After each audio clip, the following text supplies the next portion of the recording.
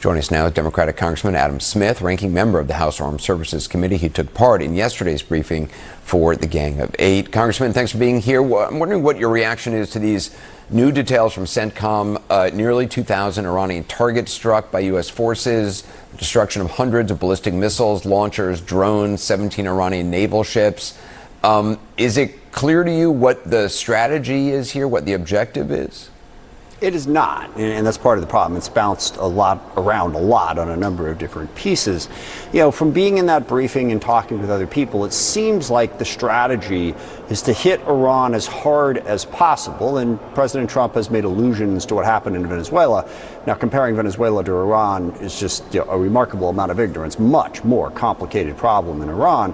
But I think President Trump's vision, to the extent that he has one, is that he will batter Iran to the point where no matter who is left in charge, they will feel like they can't stand up to the U.S. and they'll have to do what we ask them to. Now, that's not really playing out, and also, it leaves behind the question of all the people in Iran who want a bigger regime change than that, and frankly, the means and the ability of achieving either one of those outcomes.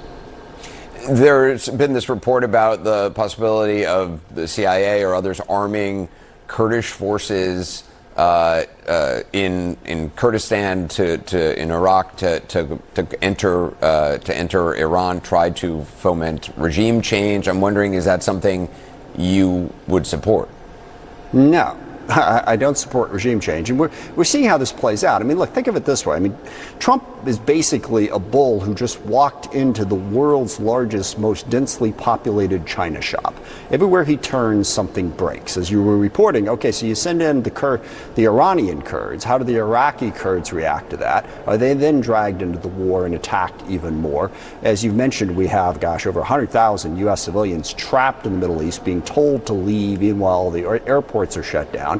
Hezbollah and Israel are now back in a full-scale conflict. It's spiraling out of control with no clear plan how to have an off-ramp, either a short-term off-ramp or to your point, what's the sort of long-term plan here? Is the CIA planning on backing Kurdish rebels to eventually overturn the government and give us a new government in Iran? And who's that going to be? We have walked into a huge mess. This is exactly the lesson that we should have learned and that President Trump claimed he had learned when he was running for president from Iraq and Afghanistan and Libya. You just can't go dropping a bunch of bombs and know where it's going to go, particularly in the Middle East. What role should Congress have in this? Yeah, well, Congress should have had approval in the first place. And by the way, that's the reason for the little, dance step with Marco Rubio about, well, Israel was going to attack and then they were going to attack us. That's the argument that this was an imminent threat, which is the only justification for this type of large-scale military action without congressional approval, is an imminent threat. Well, President Trump shot that down. He said, no. I decided to go hit them. And by the way, there is no evidence whatsoever that Iran was getting ready to attack. They were building up their ballistic missile capability, definitely a problem. But there's no evidence that they were going to attack us or Israel anytime soon. So, that's the problem with the justification for this, which means Congress's role is we should have to approve this before it goes forward. That's the vote we're going to take tomorrow on a war powers resolution.